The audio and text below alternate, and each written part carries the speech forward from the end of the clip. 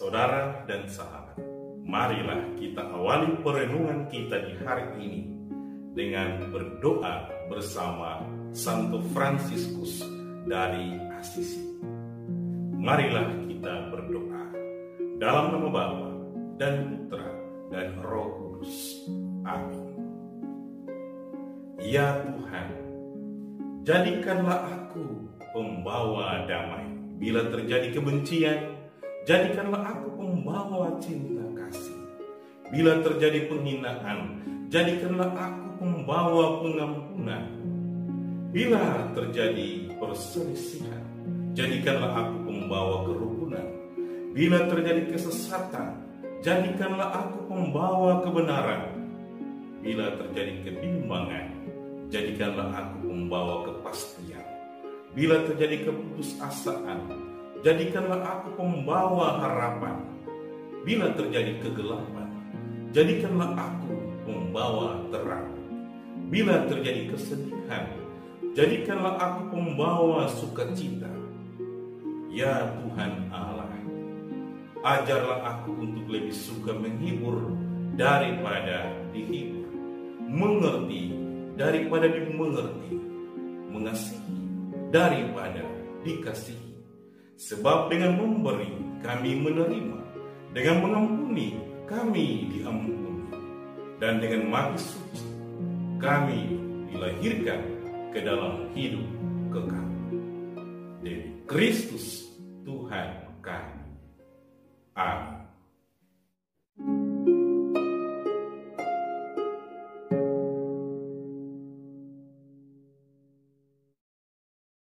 Saudara dan sahabat, seorang ahli Taurat bertanya kepada Yesus untuk mencobai dia. Guru, hukum manakah yang terbesar dalam hukum Taurat? Jawab Yesus kepadanya, kasihilah Tuhan Allahmu dengan segenap hatimu, dengan segenap jiwamu, dan dengan segenap akal budimu. Itulah hukum yang utama dan yang pertama. Dan hukum yang kedua yang sama dengan itu ialah kasihilah sesamamu manusia seperti dirimu sendiri. Pada kedua hukum inilah tergantung seluruh hukum Taurat dan kitab para nabi.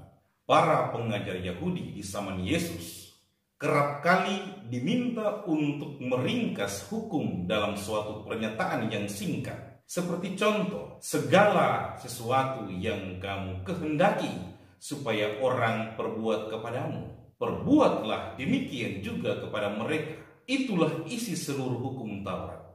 Metode yang sama dipakai oleh Yesus untuk menjawab jebakan ahli kitab tadi. Yesus memberikan pernyataan yang sangat jelas. Kasihilah Tuhan Allahmu dengan segenap hatimu, dengan segenap jiwamu, dan dengan segenap akal budimu. Itulah hukum yang utama dan yang pertama.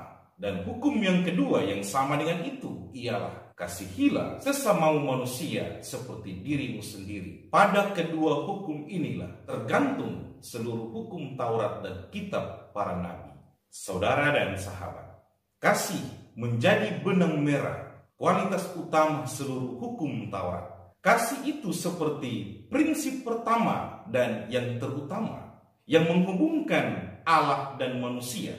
Kasih itu seperti energi utama yang mampu menyatukan dua pribadi. Ia seperti pendamai di tengah perbedaan. Kasih itulah kualitas utama keharmonisan di saat kejahatan dan kebaikan berseteru.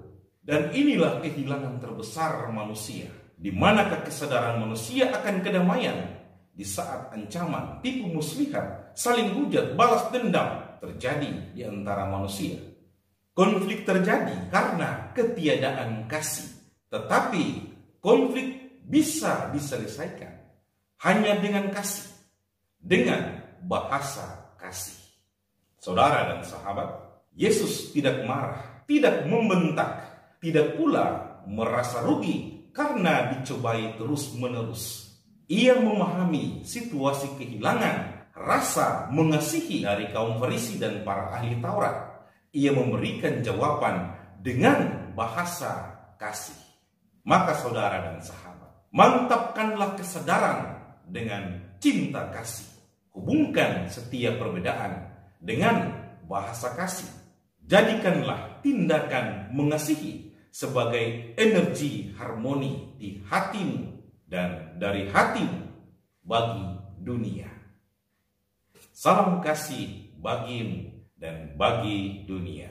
Deo Gracia.